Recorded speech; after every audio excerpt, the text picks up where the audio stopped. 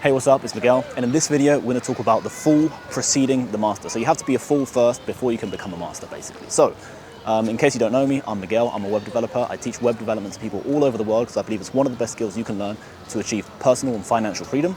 So let's get into it. So the fool preceding the master is really important in web development and in any other skill, that you really do just assume that you're a fool and that you have a bunch to learn. Arrogance is the worst thing you can have when you're learning web development or any other skill, especially web development, because it's a complex skill. You really do need to listen to a lot of people and read a lot online to actually learn how to do these things. And being a fool, basically, one of the big problems is that we think that failure is a bad thing, right? We kind of like have the fear to start failing and to start actually making mistakes. And it's one of the things that actually slowed me down the most to becoming the web developer I am now, right? So when I started web developing, I think it was on Free Code Camp. I talked about that in the previous video. And I didn't really actually get to using a code editor, which is the most important thing you have to start doing. Actually start doing like real world stuff, using real world technologies and real world tools as soon as possible.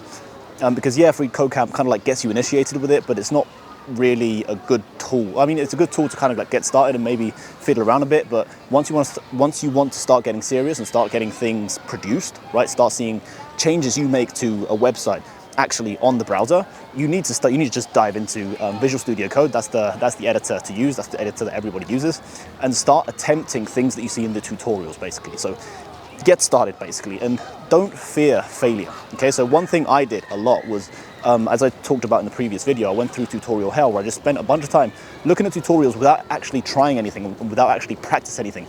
And the first thing you have to do is watch a tutorial, obviously, to get a bit of information. But once you've done that, just start repeating things, because you really want to get things into muscle memory as soon as possible. So literally watch tutorial and then just copy what that person did. Okay, there's nothing wrong with copying.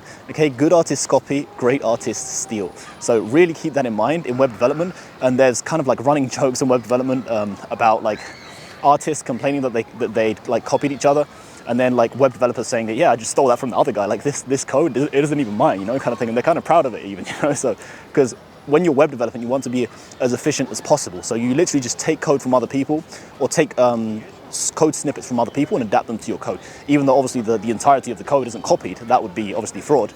You have like little code snippets that you literally just copy in and out, because it just makes everything more agile. And if somebody's already done something, you don't want to reinvent the wheel, right? So also, I want to talk about arrogance, and I want to talk about ego. So I had to stop the video there a second because my card actually got full. I've been recording tons of videos, practicing a ton with this. So yeah, so basically, the thing you want to do now is, or next basically, is forget about your ego, okay? We normally don't like to ask people things because we feel like we're, I don't know, like not knowledgeable enough, or we're gonna look bad, or we're just gonna look like we just haven't like studied enough, or that we're not like intelligent enough or whatever. Completely forget all of that. You really do need to ask people, but I would suggest the following. So there's tons of answers already on the internet. Okay, so if you're coming across a problem with CSS, HTML, JavaScript, React even, you know, when you get into frameworks, the likely thing is that somebody's already gone through that problem, and you're going to be able to find it on Google. So you have to get really good, obviously, at looking for solutions on Google.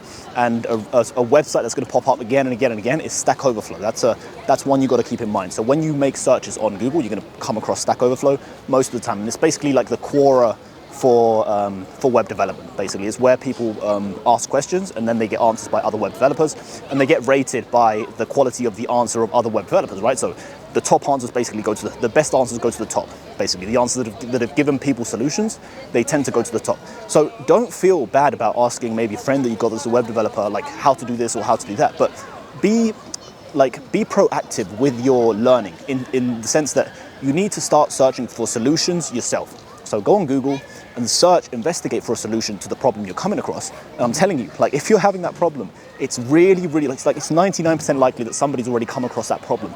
So search on Google, and then after searching for a while, if you haven't come up with a solution, ask your friend, okay? Because you do want to keep your friends that know about web development wanting to answer your questions, right? So if you just constantly ask them like small things that you could search on the internet, they're likely not going to answer more important questions that you have further along. So that's an important tip you should know there. So arrogance, put it completely away. Okay, do investigation on your part, and I'm telling you that if you keep this in mind, you will have a much more proactive activity to learning web development. You will jump into the pool much faster. Basically, it's sink or swim. You're not going to sink. It's failure, but it's controlled failure. Okay, there's nothing wrong. The computer doesn't explode if you mess up. So try things out. Use the code editor. Use Visual Studio Code. Attempt to get things working on an HTML page, on a CSS page, and attempt designs as well. Frontendmentor.io. Frontendmentor.io is a very, very good website where you can start practicing designs from newbie level up to like advanced level where you're using React and frameworks and stuff. Literally, you can start off just using HTML, CSS, then you can kind of like add JavaScript and HTML and CSS to some of the problems, and then you can pass basically onto React, the framework, for some other projects that are on that website. So you got all of the levels from beginner, literally newbie, to advanced, or to like guru level, they call it. I wouldn't say it's guru, but it's more advanced level using frameworks and that kind of stuff. So that's a really good website to start practicing once you've got a little bit of experience. So take this advice. It's helped me a lot in developing my web development skills and getting started. All of my friends that I've recommended these tips to have also improved much faster. I have a friend now who's doing like 8 projects a day, 8 front-end mentor like projects a day. That's a ton. He's dedicating so much time to it, and I'm really proud of him because he's really making a lot of progress. But yeah, as I always say, man, do it every day and you'll be okay. Ciao.